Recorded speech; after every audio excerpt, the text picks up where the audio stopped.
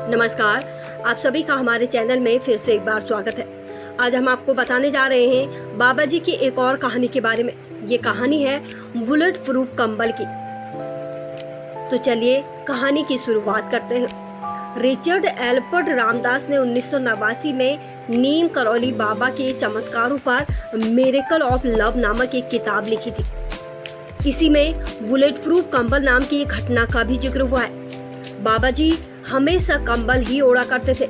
आज भी लोग जब उनके मंदिर जाते हैं, उनके धाम पहुंचते हैं, उन्हें कंबल भेंट करते हैं, उन्हें कंबल चढ़ाते हैं। इसी कंबल की कहानी बाबा के कई भक्तों में से एक भक्त थे, एक दंपति थे जो फतेहगढ़ में रहते थे। यह घटना है सन 1943 की। एक दिन अचानक बाबा जी उन दंपति के घर पहुंच जाते हैं और कहने लगते हैं कि हम आज रात यहीं रुकेंगे। दोनों दंपति को अपार खुशी होती है क्योंकि वो बाबा जी के अनन्य भक्त होते, लेकिन उन्हें इस बात का दुख भी था कि घर में महाराज जी की सेवा करने के लिए कुछ भी नहीं था।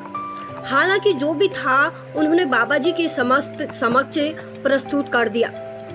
बाबा जी वह खाकर एक चारपाई पर लेट गए और कंबल ओढ़कर सो गए। थोड़ी देर में दोनों बुजुर्ग दंपति भी सो गए, लेकिन क्या नींद आती। महाराज जी कंबल ओढ़कर रात भर कराहते रहे। ऐसे में उन्हें कैसे नींद आती, वो वहीं बैठे रहे उनकी चारपाई के पास। पता नहीं महाराज जी को क्या हो गया, जैसे कोई उन्हें मार रहा है। जैसे तैसे कराहते सुबह हुई। सुबह बाबा जी उठे, कंबल की तह बनाई, कंबल को लपेटकर बुजुर्ग दंपति को देते हुए कहा, इसे गंगा में प्रभावित कर देना, इसे खोलकर मत देखना, अन्यथा फंस जाओगे। दोनों दंपति ने बाबा जी की आज्ञा का पालन किया।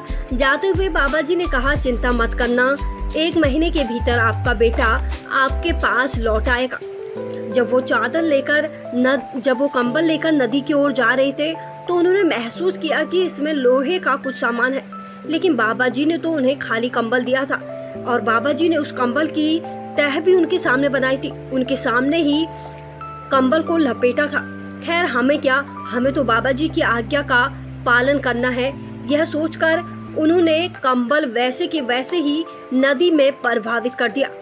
लगभग 1 माह बाद बुजुर्ग दंपति का इकलौता पुत्र बर्मा फ्रंट से लौट आया।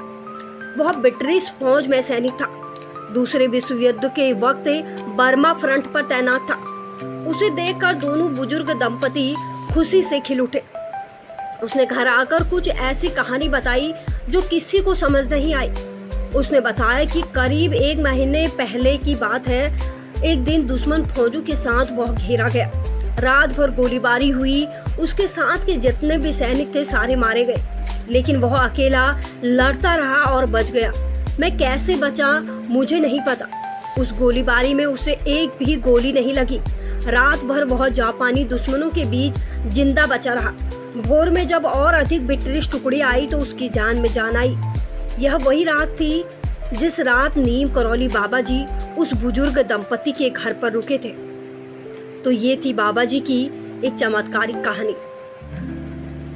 बाबा जी के बारे में और अधिक कहानियां जानने के लिए जुड़े रहिए हमारे चैनल में और सब्सक्राइब जरूर कीजिए।